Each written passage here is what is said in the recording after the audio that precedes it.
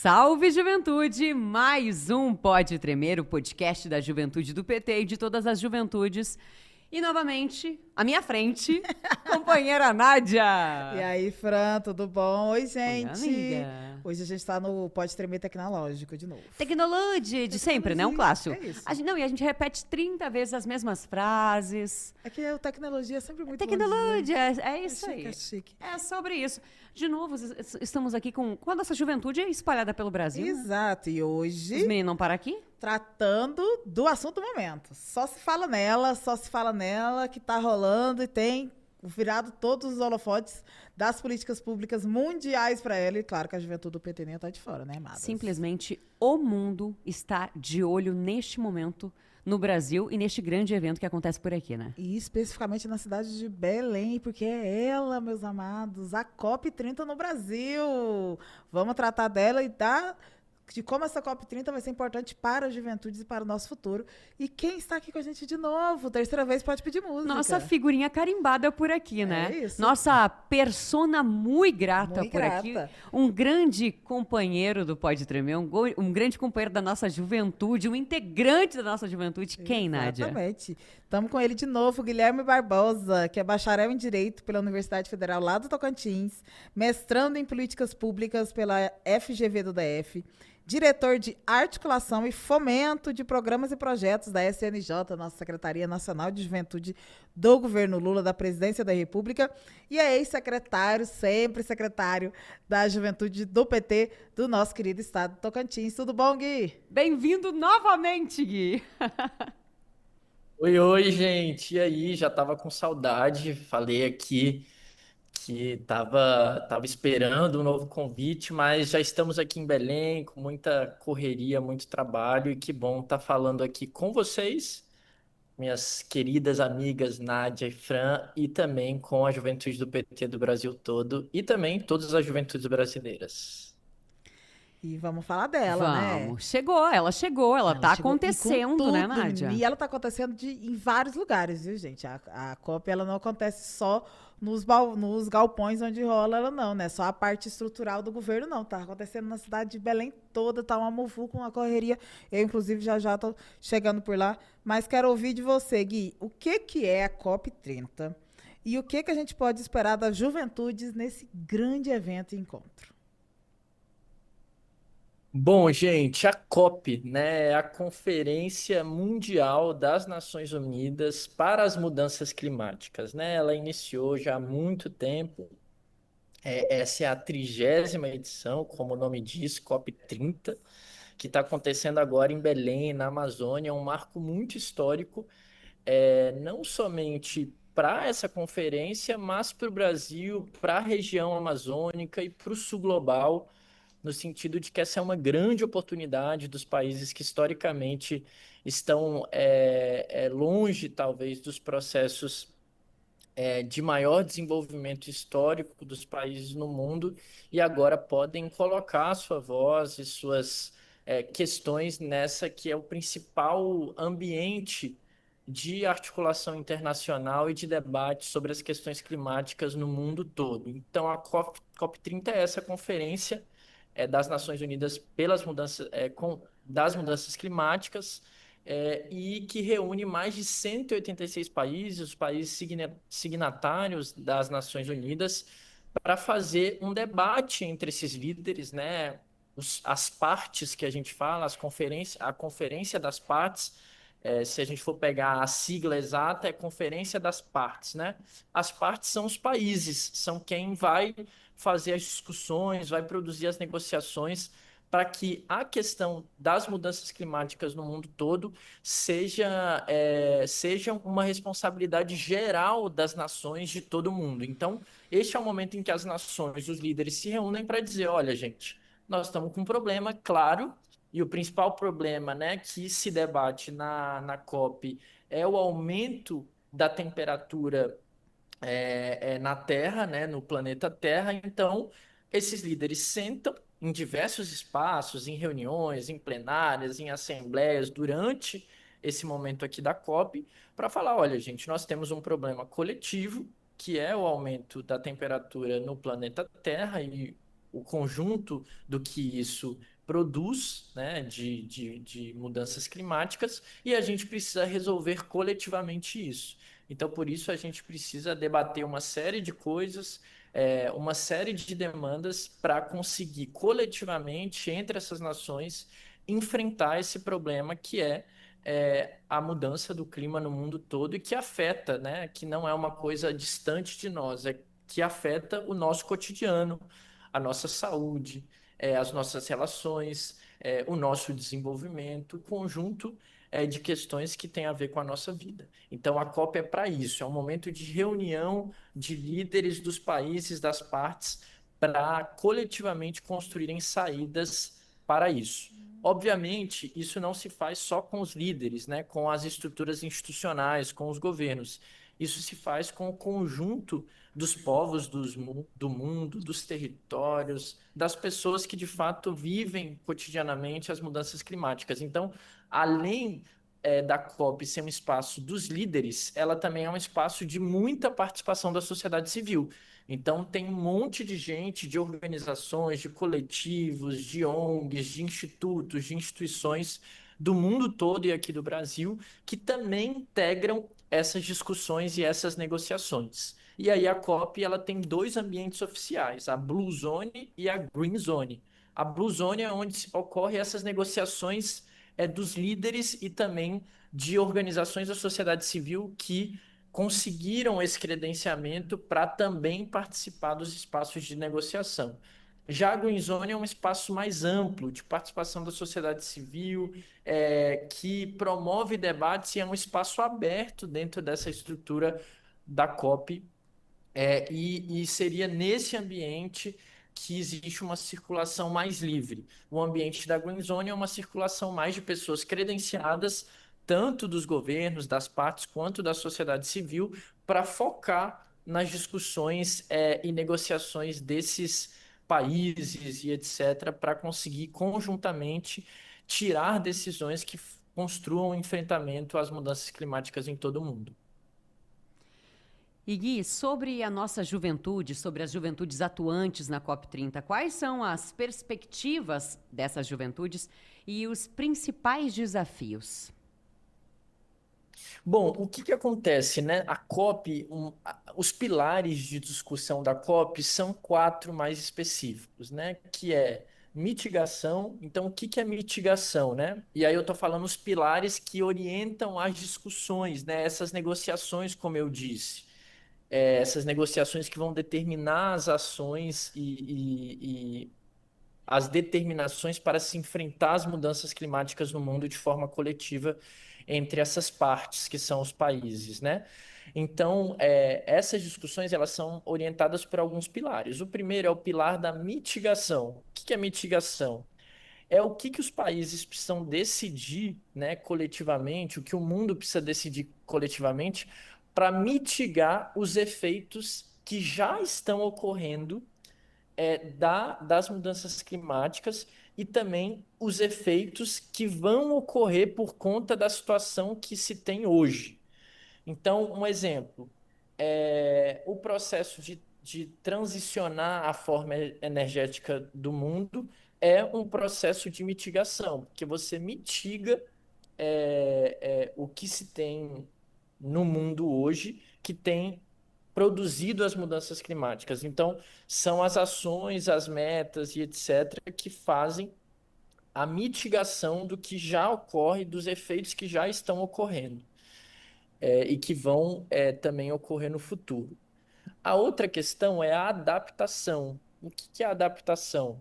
É exatamente a forma, né, dos países, das populações, dos territórios de se adaptarem a essa nova forma energética, de produção, de relação com a natureza, que é preciso se garantir para que a gente consiga diminuir as mudanças climáticas, enfrentar as mudanças climáticas. Então, é como as pessoas vão se adaptar a isso, né? O processo de transição energética também tem a ver com adaptação, porque você tem que adaptar o modelo de trabalho das pessoas, a forma econômica dos países, a forma de produção energética dos países. Então, tudo isso tem a ver com o processo de adaptar a situação atual para conseguir enfrentar as mudanças climáticas. O outro ponto é financiamento. A gente sabe que nenhuma ação, né, quando a gente fala de política pública no Brasil, a gente sempre fala, não existe política pública sem financiamento, sem recurso. Então, assim como também não existe ação global de enfrentamento às mudanças climáticas, determinações globais sem financiamento.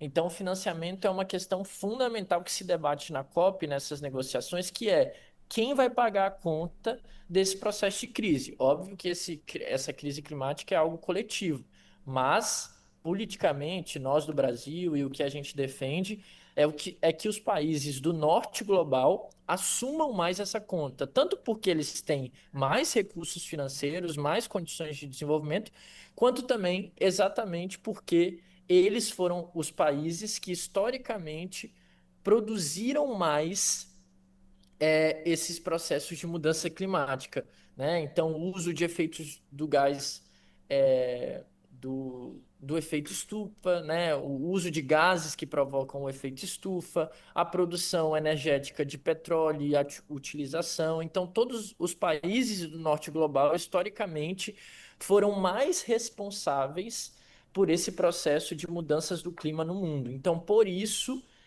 politicamente eles deveriam arcar mais com o financiamento desse processo, financiando inclusive os países do sul global para que eles façam os seus processos de transição energética, né? Então, essa é uma defesa importante que a gente tem feito nesse pilar do financiamento. E a última questão, que é fundamental nessa discussão, que o Brasil traz essa discussão fundamentalmente nessa presidência dele que ele assume, que é a questão da implementação. Então, tudo isso são discussões, mitigação, adaptação, financiamento, né, que determina coisas para isso, né? Então as partes elas determinam ações e metas e etc. A implementação é exatamente o pilar no sentido, tá, já ocorreram 30 COPs.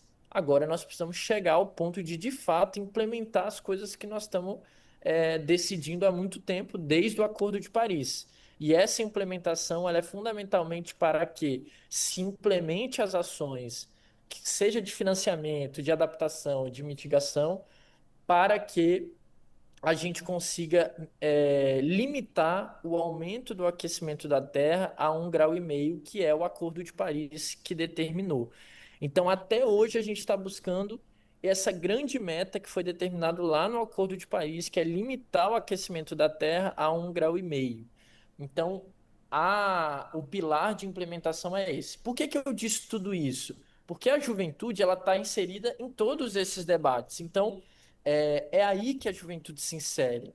Então, historicamente, a juventude tem sido muito presente nas COPs, tanto na participação de sociedade civil, na Blue Zone, na Green Zone, quanto também na dinâmica de debate político e social sobre as mudanças climáticas. Não é à toa que grandes lideranças de movimentos climáticos são jovens que produzem esse debate. Então, nós estamos inseridos em todos esses pilares de discussão. Um dos exemplos, por exemplo, é que a gente tem reivindicado que no debate do financiamento se tenha uma reserva específica para os países que vão fazer esse financiamento, vão pagar, vão disponibilizar recurso para os países do sul global, por exemplo, fazerem suas ações de transição energética, de adaptação, de mitigação, que parte desse recurso, pelo menos 5%, por exemplo, seja para organizações de juventude,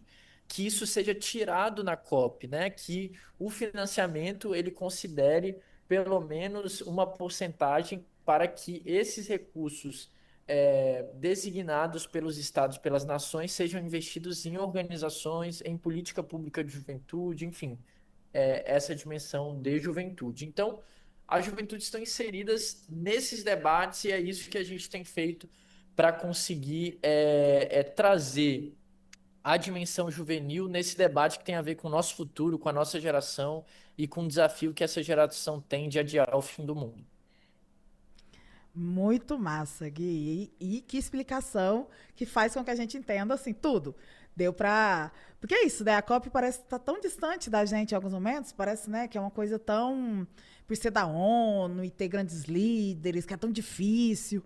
Mas não, inclusive, para esses grandes líderes sentarem e discutirem sobre todos esses eixos, eles têm que ouvir a base, né? Tem que ouvir aqueles e aquelas que estão sofrendo diretamente com as questões climáticas. E você disse muito bem, né? A juventude está em todas as partes da COP, como a gente está em todas as partes da política pública do Brasil. E não é de agora que a juventude faz parte da COP, faz parte das discussões e negociações. Desde os anos 90 a juventude já está inserida assim mais fortemente, né? Mas no Brasil, e na COP 30 no Brasil, a gente conseguiu inovar, destacando-se por estabelecer uma coordenação de juventude, né? Uma coordenação para poder tocar essa parte tão essencial da política pública que é a juventude. Fala um pouquinho para a gente. Eu já sei que a gente tem aí uma PICC, já estamos em diálogo com ela, que já está aí agindo há muito tempo, e agora na cena da COP tem sido gigante, uma mina preta do Rio de Janeiro. Mas quero que você conte para a gente o que mais também a gente tem. Bom, essa pergunta é muito importante, Nádia, principalmente que você é presidenta do nosso Conselho Nacional de Juventude e estava muito dentro desses processos de debate, que é o seguinte, né? A gente sabe que a participação social da juventude sempre foi fundamental, mas a gente sabe também que nem sempre ela foi reconhecida, né? Reconhecida do ponto de vista institucional para que ela tenha condições de atuação. Ao longo de todo esse processo de COP, nessas 30 edições que a gente chega na 30 agora, as juventudes estiveram presentes de fato, né? Só que nunca se teve ainda uma estrutura oficial de mobilização, organização, preparação das juventudes. O que a gente tinha é uma constituinte dentro da UNFCCC. Só para voltar lá na explicação da COP, a COP, que é essa Conferência das Partes, a Conferência das Nações Unidas para as Mudanças Climáticas, que reúne os países, ela é organizada por uma estrutura da ONU que foi criada só para fazer a COP, que é a UNFCCC, que é a Fórum das Nações Unidas das Mudanças Climáticas, etc. E dentro dessa estrutura, né, que organiza a COP, que é a UNFCCC, tem estruturas dentro dela, que são as constituintes. E existe dentro dela uma constituinte de infância e juventude que chama IONGO, que é uma constituinte de infância e juventude.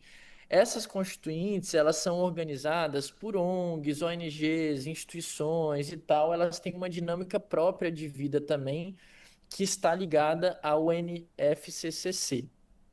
Só que essa estrutura, a Yongo, não necessariamente tinha uma responsabilidade de produzir a mobilização, a facilitação, a preparação das juventudes, dos territórios, né? Principalmente do próprio território que as COPs são realizadas, né? Os países que as COPs são realizadas, para que se produzisse esse processo de mobilização e etc., tudo isso. Então, foi na COP 28, lá nos Emirados Árabes, né, que a gente teve uma primeira incidência de um processo de discussão de se ter uma estrutura dentro das presidências das COPs, né? Porque toda vez que uma COP é realizada, o país que vai sediar, ele tem que criar uma estrutura interna que é a presidência da COP, que é ligada ao seu governo e que vai gerir toda a COP, vai ser, né, vai ser a presidência da COP, que é o que o nome já diz, né? E aí, na COP 28, lá nos Emirados Árabes, se colocou uma discussão, pô, a juventude está muito presente nisso há muito tempo. Então, dentro dessa presidência, precisa ter uma estrutura também de liderança jovem que faça esse processo de preparação, mobilização, facilitação, que não necessariamente tire o papel da Yongo, mas que incorpore e consiga incrementar essa capacidade da juventude de intervir no processo da COP, em sua mobilização, sua articulação e etc.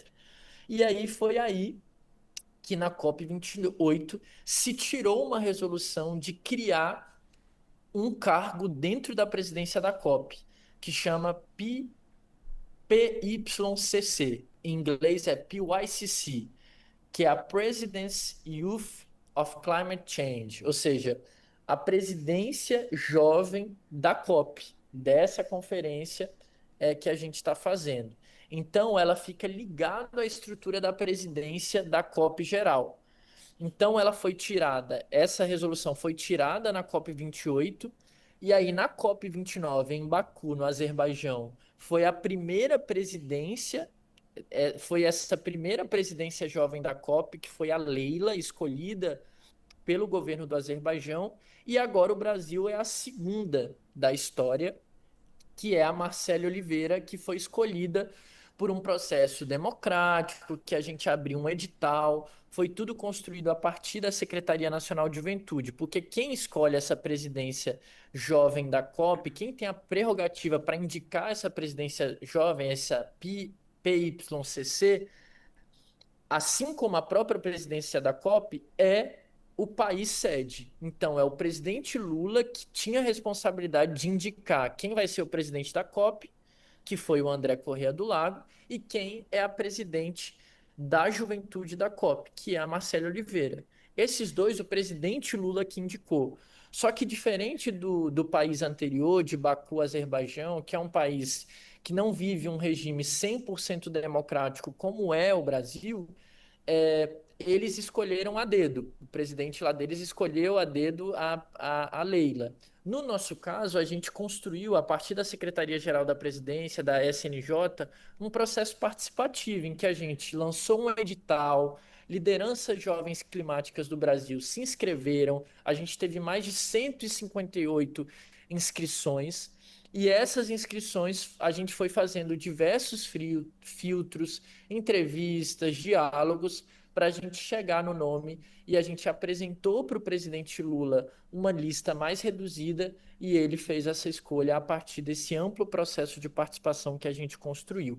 Então, essa presidência jovem da COP30 é exatamente quem tem estado junto conosco da Secretaria Nacional de Juventude, né, da Presidência da República, do governo do presidente Lula, no processo de construção de amplas agendas de mobilização, preparação, formação das juventudes brasileiras e do mundo todo para chegar na COP. Essa é a nossa tarefa junto com essa presidente, junto com a presidente jovem da COP, Marcela Oliveira, que é exatamente essa tarefa de mobilizar, preparar, formar juventudes para esse processo. E a gente fez um monte de atividades, a Nádia participou com a gente também, o Conjuve esteve conosco, a Juventude do PT também esteve.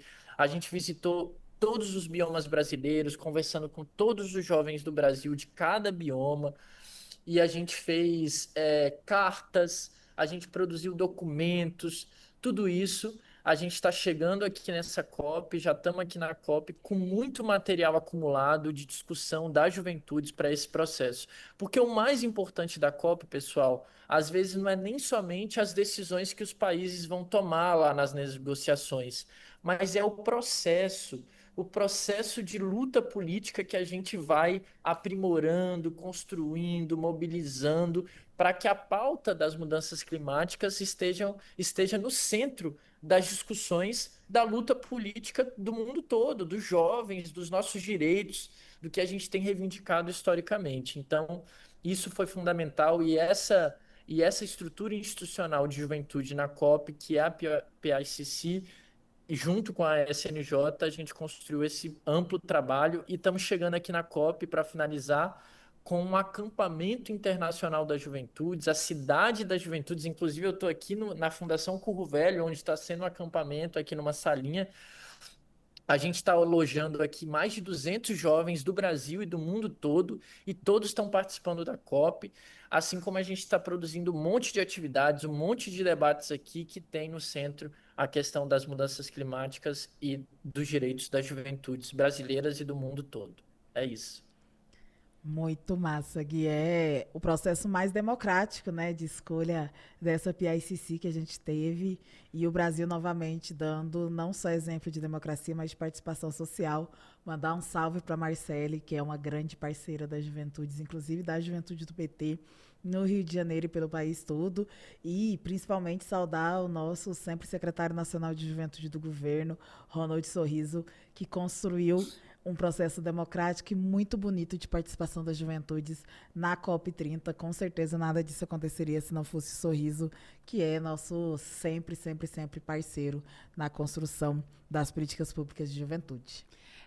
No ano passado, no G20, nós tivemos também essa bela, grata surpresa de participação social também, de inclusão do G20 social, algo inédito. E a gente volta com isso agora, trazendo essa questão da participação social, desse fortalecimento da fala, da participação, da integração do trabalhador brasileiro na COP30, né, Nádia? A gente fez também no BRICS, agora em julho desse ano, teve uma participação social histórica também.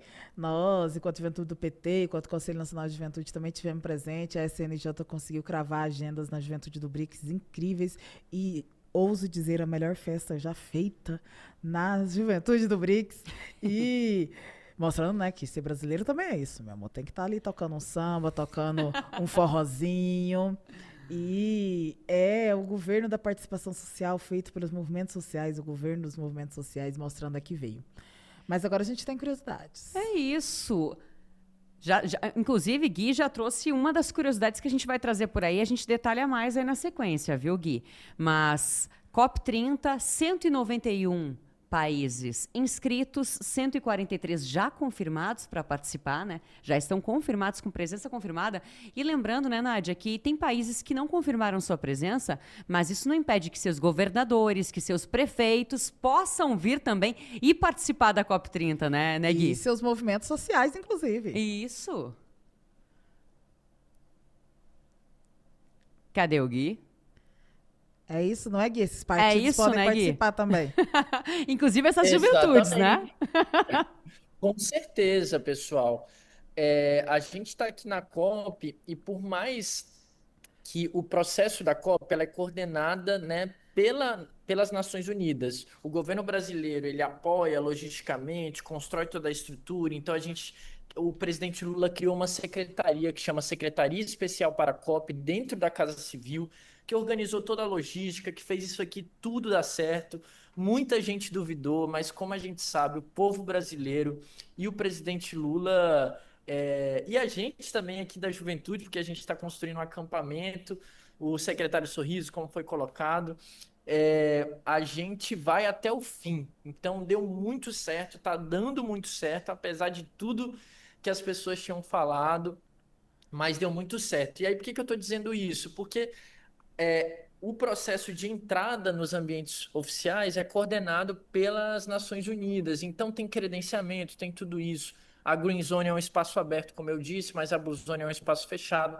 Mas além desses dois ambientes oficiais, como a Nádia colocou, tem um monte de coisa acontecendo na cidade. E o mais importante da COP é essa capacidade dela efervescer o debate sobre as mudanças climáticas, dela produzir luta política, dela produzir movimentação. Para mim, isso que é o que mais importa. É as pessoas se movimentarem, se organizarem em coletivos, se organizarem na pauta e fazerem luta política. Então, obviamente, toda essa galera vai vir e está aqui também discutindo, seja nos espaços oficiais, sejam nos espaços externos, porque isso é o mais importante desse momento, é produzir efervescência, é produzir mais gente discutindo, mais gente debatendo sobre isso e fazendo lutas sobre isso. Muito bom. É isso, gente. Agora vamos às nossas curiosidades, Nádia? Vamos, vem aí o Você sabia?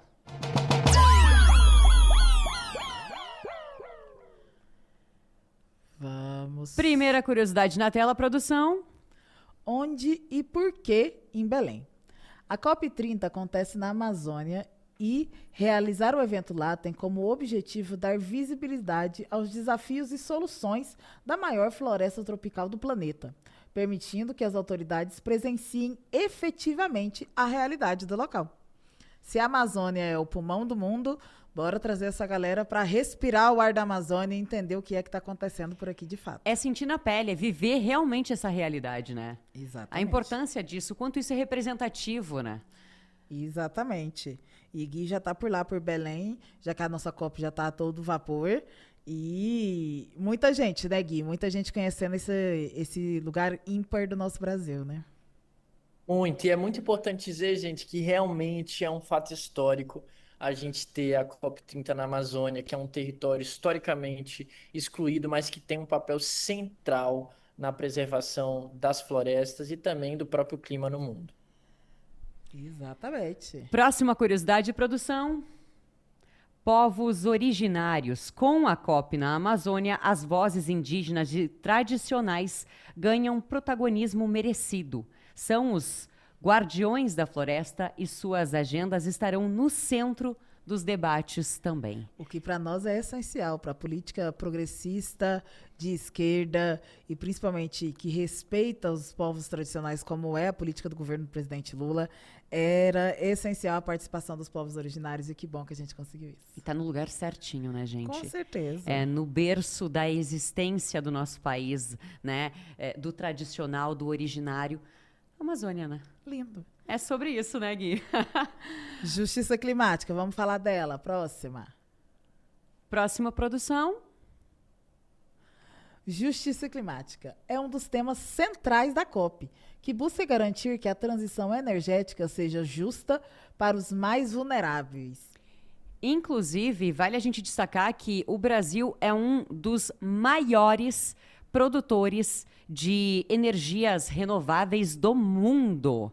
Né? É importante a gente reforçar isso, a gente destacar isso, a participação do Brasil, a relevância do Brasil no processo de transição energética. E o Brasil, mais uma vez, vai vir dando exemplo nessa COP, né, Nádia? Como a ministra dos povos indígenas, Sônia Guajajara, falou para mim um dia, liderando pelo exemplo. A gente é líder mundial e precisa ser uma liderança mundial, mas pelo exemplo e os bons exemplos. Ensinando para aqueles que dizem que as mudanças climáticas são uma farsa, que elas não só são verdadeiras, como se pode combatê-las com responsabilidade e participação social. E a gente também não pode esquecer que nós temos um presidente que foi... um dos destaques da revista Times como um dos 100 líderes mundiais, né, de maior engajamento nas causas ambientais. Então não é pouca coisa, né, Nádia? Não é, a gente está sendo liderada por alguém que realmente entende a necessidade de cuidar do povo, mas cuidar do meio ambiente também, afinal a gente vive num território. Se um território não tem água, se um território não tem vegetação, se um território está sofrendo queimadas, as pessoas que estão vivendo lá são diretamente afetadas por isso, além dos animais, né, a nossa fauna e nossa flora. Ser presidente do país não é cuidar só dos seus amigos, não é cuidar só do Congresso, não é cuidar só da própria segurança pública, é cuidar como um todo, inclusive, do território que nós habitamos. E vale a gente destacar também que nessa gestão do presidente Lula, de 2023 para cá, nós tivemos os menores índices de desmatamento na Amazônia. Não é pouca coisa, né? É um presidente... Inclusive, a COP acontecendo nesse território, né? Território da Amazônia. O quanto isso é representativo também, né? Nós como país, como nação, como Brasil, trazendo gente de fora, trazendo... os líderes internacionais para dentro da nossa floresta após ter o menor índice de desmatamento dos últimos anos, né? Eles estão lá para passar calor em Belém e pegar o toró das 2 da tarde, que é a hora, né, que chove. Para quem não sabe, gente, em Belém tem hora para chover. Das 2 às 4 vai cair um toró. Todo dia, não vai faltar. Fiquem tranquilos, todo dia. Eles vão aproveitar o que é viver numa área tropical, né? O calor o dia todo, mas o toró às 2 horas. Tá preparado para essa chuva? Já tá encarando essa chuva aí, Gui? Já peguei chuva, porque às vezes eu tô pegando Uber Moto, né? Que é uma coisa que eu não faço muito, mas aqui eu tô fazendo porque o trânsito tá muito, muito intenso. E aí, para chegar mais rápido nos lugares, eu tô pegando Uber Moto. E já peguei uma chuvinha. Mas tem uma coisa muito importante nesse pilar aí, dessa curiosidade de vocês, que é a justiça climática, pessoal, que vocês já trouxeram. A importância que se tem desse processo da COP, nesse momento, ser realizado no Brasil. A gente está vivendo um governo do presidente Lula, que tem como seu principal pilar a justiça social, né? E tudo isso tem muito a ver com o debate climático. Não existe se falar de clima e de mudanças climáticas sem considerar que diferentes pessoas são atingidas de diferentes formas sobre as mudanças climáticas. E isso tudo tem a ver com as desigualdades sociais. Infelizmente, no mundo que a gente vive, no sistema econômico que a gente vive, que é o capitalismo, quem provoca as ações climáticas, ou seja, as empresas, as indústrias, quem é que mais emite efeitos do gás estufa, os países do norte global, são os que muitas vezes sofrem menos com as mudanças climáticas. Então, por conta da gente viver num mundo tão desigual, as pessoas que mais contribuem para as mudanças climáticas acontecerem são as que muitas vezes sofrem menos com as consequências dessas mudanças climáticas. O grande exemplo é o que a gente vive no Brasil. São as periferias que são alagadas, são as periferias que têm problema de saneamento, são as periferias que vivem com calor absurdo, porque as pessoas não têm condições de comprar muitas vezes ar-condicionado, porque a energia é cara. Então, os efeitos das mudanças climáticas, as consequências dela, que é tudo isso que a gente fala, eles atingem de forma diferente, mais pesada, aqueles e aquelas que mais possuem, historicamente, dificuldades e vulnerabilidades históricas. Então, para se debater a COP, né, na Amazônia, é exatamente a oportunidade da gente dizer: são as periferias da Amazônia, são as populações e os territórios dos países do sul global que têm mais sofrido as consequências dessas mudanças climáticas, que foram os países do norte global que mais produziram essa realidade. Então, justiça é fundamental nesse debate. Justiça climática tem a ver com enfrentamento às desigualdades, com políticas públicas de transferência de renda, enfim, com tudo isso que o presidente Lula tem feito no Brasil, com combater a fome, com combater, enfim, a falta de estruturação, com combater a falta de moradia para as pessoas, tudo isso. Então, esse é um tema fundamental e que eu acho que tem tudo a ver com a nossa COP aqui na Amazônia e no Brasil. Muito É isso, legal, lindezas. Seguinte, Gui, tu já sabe, tu já conhece, tu é da casa. A gente vai para um rápido intervalo comercial e já volta. Não sai daí. Não sai daí, gente. Fica aí.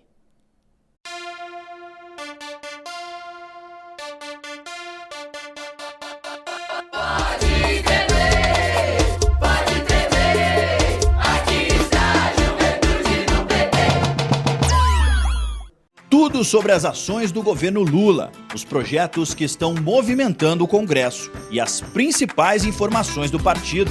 Se é notícia para o trabalhador e para a trabalhadora, está no Jornal PT Brasil. Ao vivo, de segunda a sexta, às 13 horas, com reprise às 22 horas, direto de Brasília para todo o Brasil. Assista pelo canal do PT no YouTube, PT Sat, canal 1313, Rádio PT ou nas plataformas de streaming da Rádio PT. O que é notícia no Partido dos Trabalhadores e das Trabalhadoras está no Jornal PT Brasil.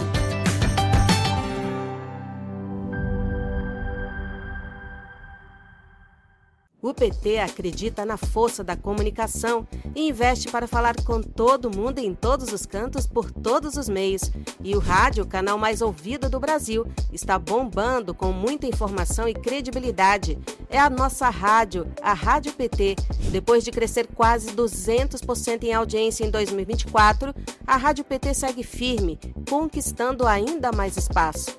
A Rádio PT está no ar 24 horas por dia, com tudo que a militância quer e precisa saber.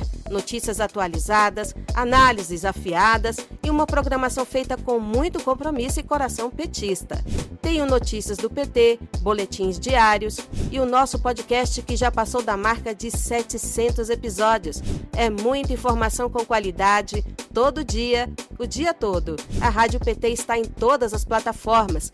E claro, você é parte dessa construção. Gente, eu quero agradecer de coração os nossos ouvintes da Rádio PT pelo acompanhamento. Quer ver mais mulheres ocupando espaços de poder? Então se liga no Elas por Elas. O programa que encara os desafios das mulheres brasileiras a misoginia, discriminação, a violência política de gênero, muita perda de direitos. O LIC 180 tem papel importante. Também vai estabelecer um diálogo. A importância da rotatividade. Que eu senti na pele. Mas, seguindo o debate, incentiva e prepara você, mulher, para a disputa política. De segunda a sexta, às 4 da tarde, na TV PT. O canal do partido que mais elege mulheres no Brasil. Eu sou uma delas, são elas por elas, ocupando os espaços de poder.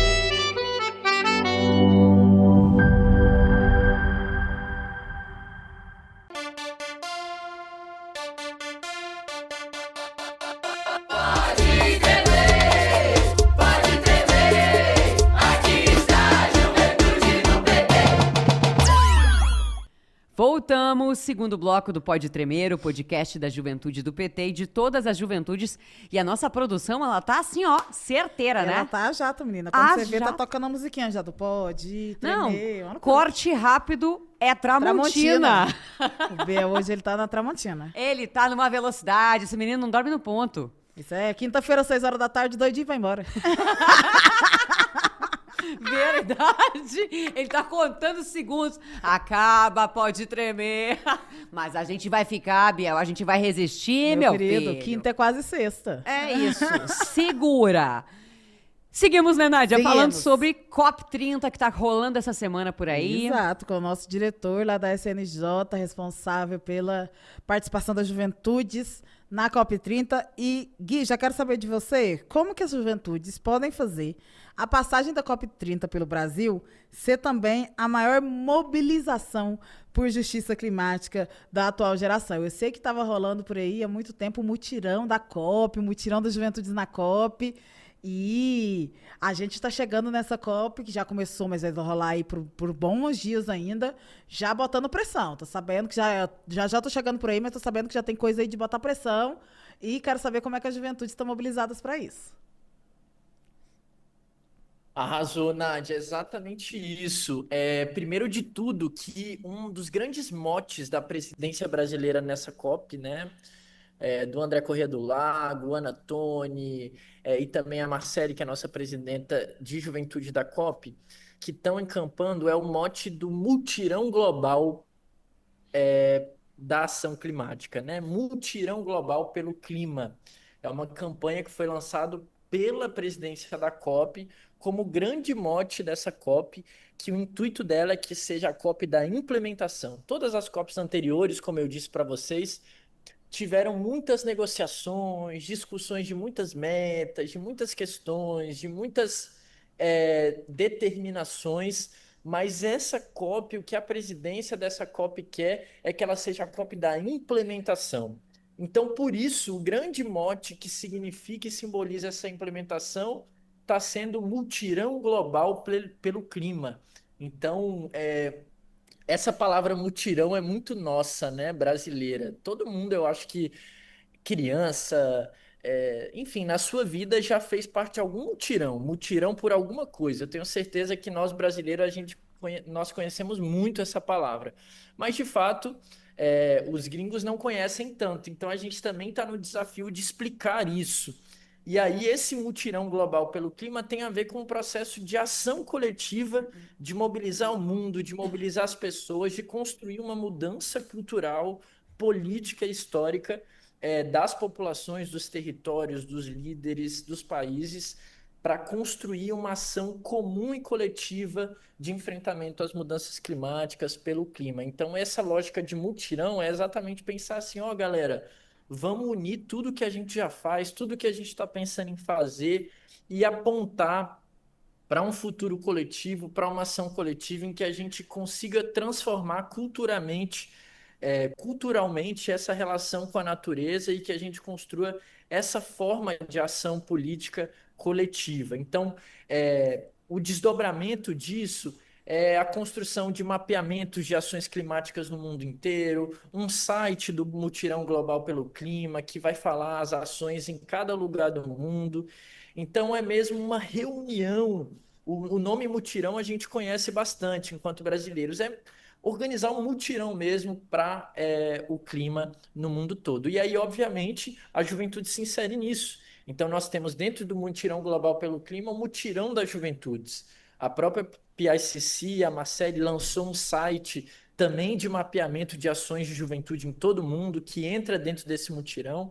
Então, é coletivizar, é sistematizar, é trazer, unificar, convergir todas essas ações que já estão sendo realizadas e que tem esse ar de mutirão. Vamos fazer um mutirão pelo clima no mundo todo e a juventude se insere nisso. E aí, nossa principal atividade desse mutirão que nós estamos organizando aqui na COP, que já é o primeiro passo fundamental, a gente está organizando o Acampamento Internacional das Juventudes, que é as Cidades das Juventudes na COP30.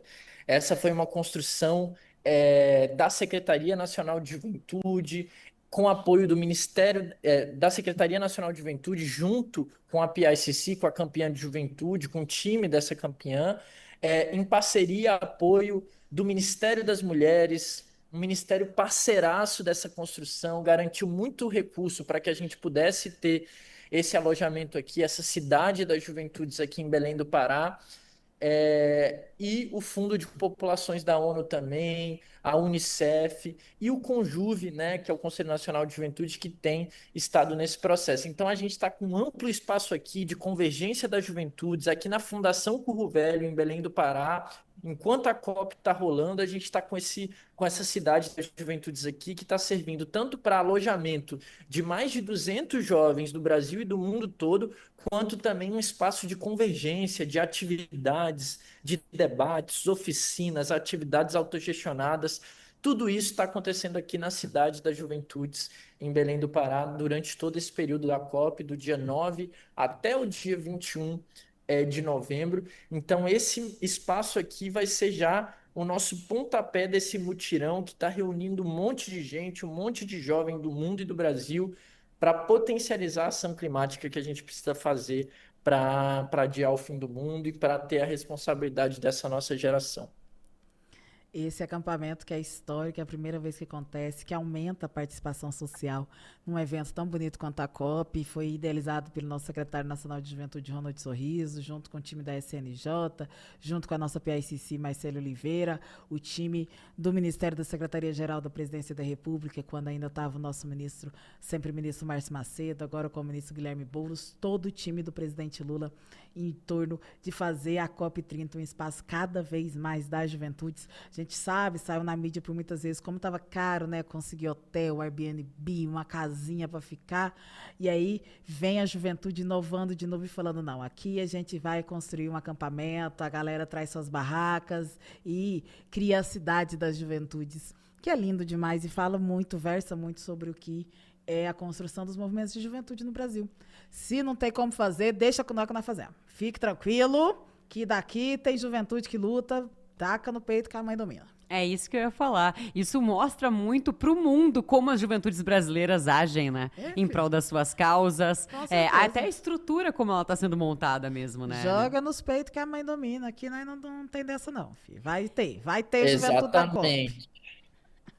Foi muita luta, mas a gente sabe que as pautas setoriais e as pautas transversais, elas se aliam muito. Então, a gente tem uma parceria muito grande com o Ministério das Mulheres, que foi possível a gente realizar isso aqui. O secretário Sorriso, o ministro Márcio Macedo, da época, tiveram essa conversa, a secretária executiva Kelly Mafor, conversaram e conseguiram construir essa parceria com a ministra Márcia Lopes, com a secretária executiva Eutália e também com o conjunto lá das secretarias. Então tá uma parceria super linda entre mulheres e juventude, e também o próprio Ministério da Igualdade Racial tem vindo aqui, construído coisas com a gente, mas está sendo uma parceria muito bacana dessa tríade aí, jovens, mulheres e população negra, porque a gente precisa garantir essa representatividade. Lindo demais, lindo demais. Só no Brasil do presidente Lula para isso acontecer. Que tá sempre aqui também, né, Nádia? Ele, Luiz Inácio. Sempre presente Luiz Inácio aqui no Pode Tremer. Luiz Inácio, nosso maravilhoso. Hoje ele tá bem aqui na frente, né? Hoje ele tá um negócio assim, pá. Nós tá cá atrás, Luiz Inácio lá na frente. Ele chega chegando sempre, né? É que é COP, né? Ele tá brilhando cheio de, como sempre, brilhando, cheio de coisa para fazer. Gui, mas agora a gente quer fofoca. A gente quer saber aí de informações que só tu tem, hein? Uma fofoca, um babado, né, Nádia? Uma história, um conto, um negócio, um trem. O que vem aí, Nádia? Vem aí o Segue o Fio.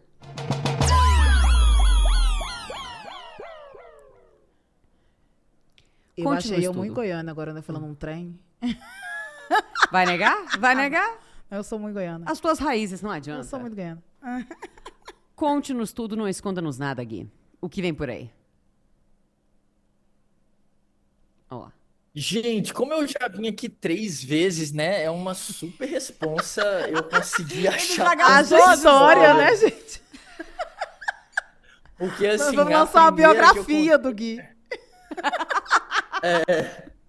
Na minha primeira visita aqui, já foi uma história bombástica na minha vida que eu conto pra todo mundo aquela história, que foi muito boa. A segunda história também maravilhosa. Eu não sei se essa terceira pode ser tão boa, mas como a gente tá aí no clima de COP, eu vou contar para vocês também aí a minha aventura da última COP que teve lá em Baku, no Azerbaijão, que também foi muito curioso, assim, algumas coisas que a gente viveu. Bom, como vocês sabem, né, Baku, o Azerbaijão é um país que não vive um regime 100% democrático, né, e também é um país que foi oriundo, que esteve presente no bloco das repúblicas socialistas da União Soviética, né, ele era um país dentro da União Soviética.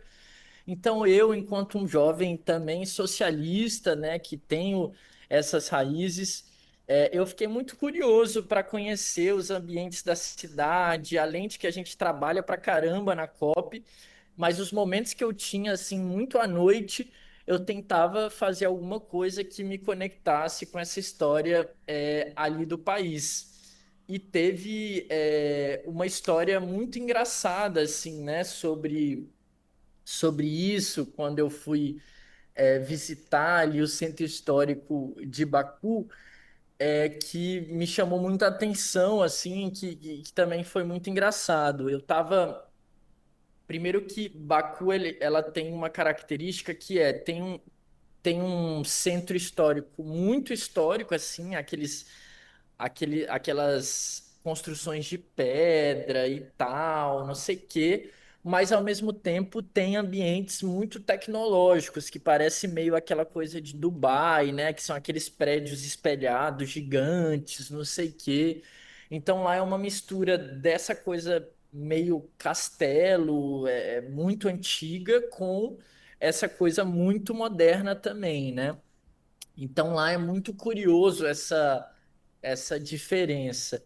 E aí eu, como um jovem brasileiro, primeiro num país que a língua é muito diferente, né? Muito diferente assim da nossa, até os fonemas, né? Porque tem línguas que a gente vê pelos fonemas, né? O próprio inglês tem fonemas parecidos e tal, você consegue se virar um pouco.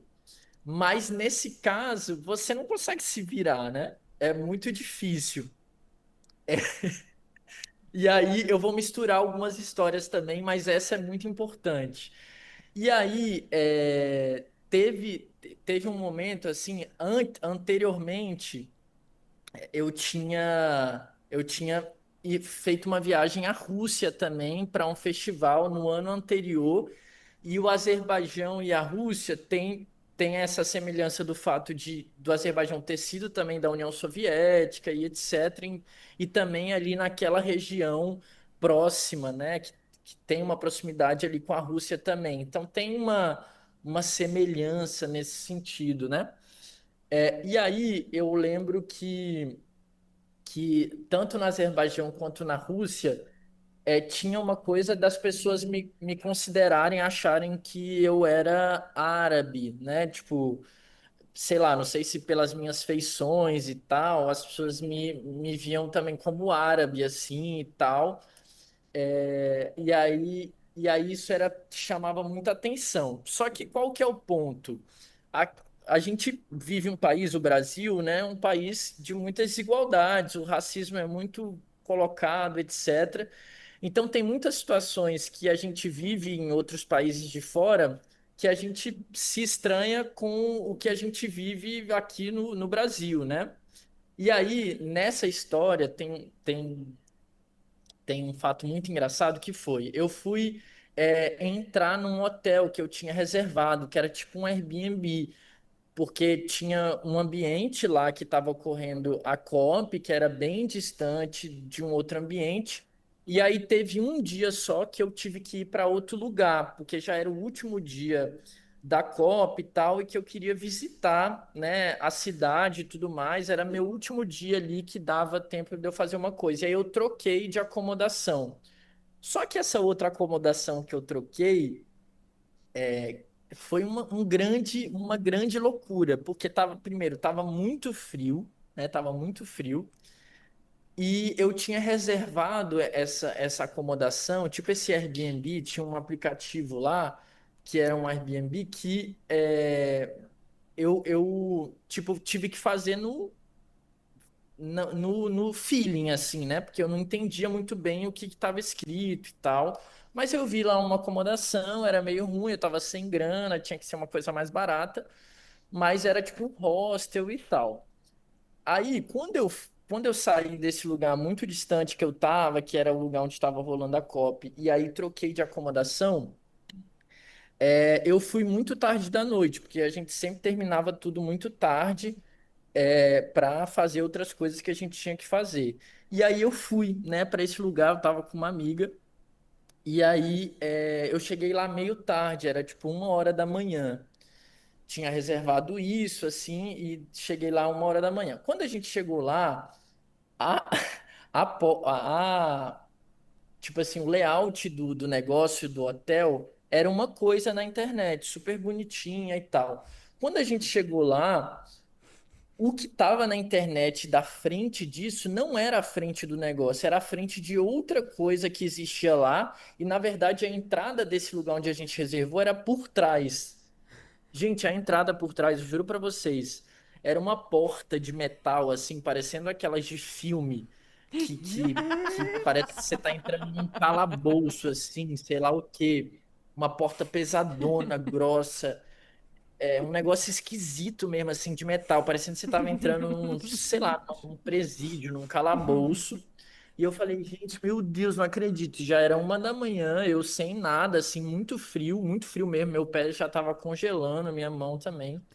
E aí, do nada, tinha uma plaquinha na porta, assim, com a língua, né, deles, assim, muito. Eu não entendia nada, obviamente.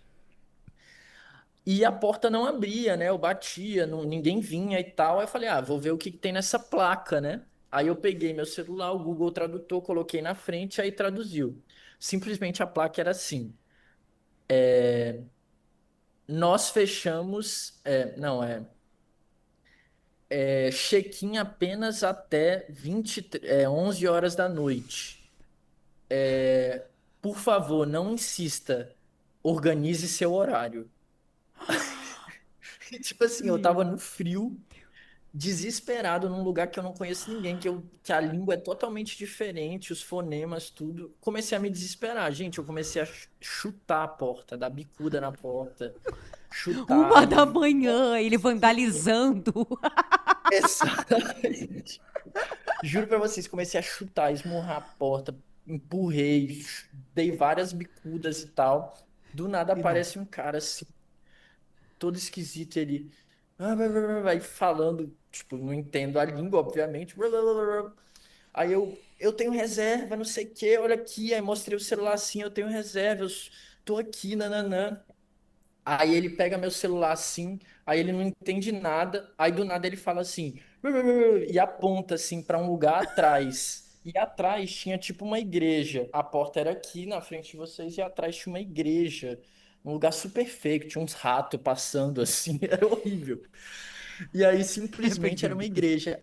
Entendi porque que ele estava apontando para essa igreja. Aí eu peguei o Google Tradutor, coloquei na boca dele, aí fala agora.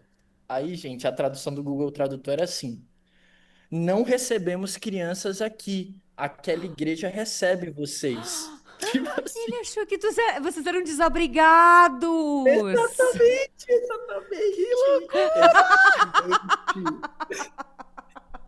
Eles acharam que a gente era uns adolescentes de rua que estavam lá desabrigados e tal, e precisando de solidariedade. E não eram solícitos. Por que eu falei dessa questão do Brasil e do que é, e das pessoas acharem que eu sou árabe, nananã. Porque é isso, no Brasil eu não seria confundido com uma criança de rua, né? Mas nesse lugar eu fui, assim. Então, foi um boom na minha cabeça, assim, tipo, caraca, uma coisa que eu nunca imaginei que eu poderia viver, assim, né? De uma pessoa achar que eu tô batendo na porta e pedindo abrigo, tipo, uma loucura. E aí foi isso, aí a gente entrou dentro do lugar, era um lugar super esquisito, tinha uns caras super esquisitos e eram uns quartos coletivos, só com homens. E eu tava com uma amiga, eu falei, amiga, a gente não pode ficar aqui, que loucura. Aí o administrador mesmo do negócio chegou e falando, né, na língua lá dele, e a gente, tipo, sem entender. Aí tinha 2 caras que estavam nos ajudando, só que eles eram hóspedes também. Mas pensa num lugar esquisito, que eu jamais conseguiria ficar. E aí esse administrador, tipo, falou assim, não tem jeito mesmo, é só até meia-noite que a gente recebe. Pegou nossas malas e jogou pra fora, assim. Juro pra vocês, pegou as malas e jogou assim, jogou as nossas 2 malas pra fora do lugar. E eu, que absurdo, não sei o quê. E a gente ficou no frio. Simplesmente a gente teve que voltar pro aeroporto. A gente foi dormir num coisa de cápsula do aeroporto, que era literalmente uma cápsula assim que você entrava e dormia. E aí no outro dia a gente procurou outro lugar e tal. Mas enfim, foi uma aventura aterrorizante. Mas eu consigo acreditar que essa cápsula era bem melhor do que esse Airbnb aí que vocês arrumaram. Não, eu achei que eles tinham ido pra igreja. Eu pensei, eu achei que eles tinham ido pra igreja. Pelo menos foram buscar Jesus. Gente, que loucura. Mas eles devolveram o dinheiro da reserva de vocês ou nada disso? Depois devolveu. A gente reclamou e tal, tivemos que fazer lá. Mas, gente, loucura, assim, nitidamente. Meu Deus. Não, ainda bem, assim, vocês ainda fizeram melhor que ir pro aeroporto, pelo menos é menos frio, né? E mais seguro, né? Mais seguro. Mas, meu Deus, gente, que grande loucura. Onde é que vocês foram se meter, gente? A economia, olha aí, ó. Olha o que deu, eu queria economizar. Olha o que deu. Não, e aí todo mundo... É isso. Né, vamos defender aqui nossa pátria. Todo mundo meio que super reclamando de que as hospedagens no Brasil estavam ruins. Não, vamos com calma, a gente não joga mala de ninguém no meio da rua aqui no Brasil, não. Brasil, a gente acolhe pessoas em noites frias. É isso. No Brasil a gente não tem isso, né, Nádia? Não temos, no Brasil não temos. Nádia, aproveitando... A gente tem um WhatsApp que não pode tremer, né? A gente Vamos tem que a gente é conectados. A gente tem um WhatsApp aqui pra você mandar mensagem pra gente falando o que você quer saber. Vai dar perguntas sobre a Copa. Depois que a Copa acabar, a gente pode voltar aqui pra falar sobre isso com vocês, como é que foi, qual foi o resultado. Quais são as pessoas que vocês querem que a gente entreviste, os temas. E aqui está o nosso WhatsApp. Produção. 85. Por que 85? Nós sabemos. 85. Porque a juventude, ela está em todos os lugares. 9943 5662. Repetindo. 859-9943. Sumiu, produção. A produção te sabotando aí, ó. A produção me sabotou. Voltou. O corte rápido da produção comigo hoje. 859-9943-5662. Manda mensagem pra gente. Me manda um zap. A nossa juventude. Tu, Goiânia. Goiânia, não é. Eu, gaúcha. Não é. Qualquer número ia dar juventude está em tudo quanto é canto. Qualquer número ia ser Mas onde é que nós passamos também, Amanda? A gente passa no Spotify, Rádio PT, PT Sat, canal 1313, lá na Parabólica, que conecta em qualquer lugar, né, gente? Lugar, minha filha. Antena Parabólica funciona em todo e qualquer canto desse país, tá? Todo lugar tem nós. A gente tá lá no YouTube também, tá no Instagram, no TikTok. Tá no TikTok. Olha, gente, onde a gente não tá, onde pode tremer, não a gente está, tá né? o Julius do Todo Mundo Odeia o Cris. Eu vou estar lá. Eu vou estar lá, a gente vai estar lá. Vou estar presente neste momento, é isso, tá, gente? A gente vai estar lá com vocês. Vai ter que nos engolir. Vai. É sobre isso. E, lembrando, quinta-feira, 18 horas, o episódio inédito. E na terça, às 18, a gente reprisa, né? Gente, e como a gente tá aqui no momento de tecnologia, a bateria do notebook do Guilherme descarregou. Acontece, é sobre isso. Pelo menos ele contou a história inteira. Ele contou a história inteira. Depois, se quiser mandar um videozinho dando tchau, agradecendo, mandando um beijinho, a gente passa. Mas já agradecer vocês Gui, manda o videozinho aqui no final que a gente coloca. Depois que botar os créditos Pode Tremer, a gente bota assim, ó, aquele finalzinho, a gente coloca.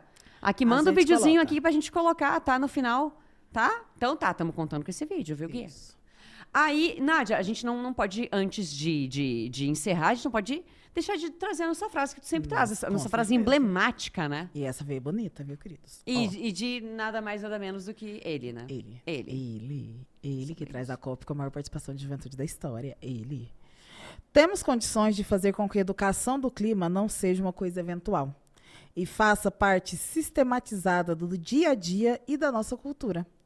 A solução do planeta está nas oportunidades de participação dos nossos filhos, netos e da nossa juventude. Luiz Inácio Lula da Silva. Este aqui. Ele que vos escreve aquela frase fala, ali. que vos escreve, que vos dirige, que vos presidencia. Presidencia existe? E vamos orientar a nossa galera que nos acompanha que a gente vai dar tchau aqui, mas fica, porque vai ter tipo aquele coisa de filme, pós-crédito, onde a gente vai botar o videozinho de despedida do Gui, tá?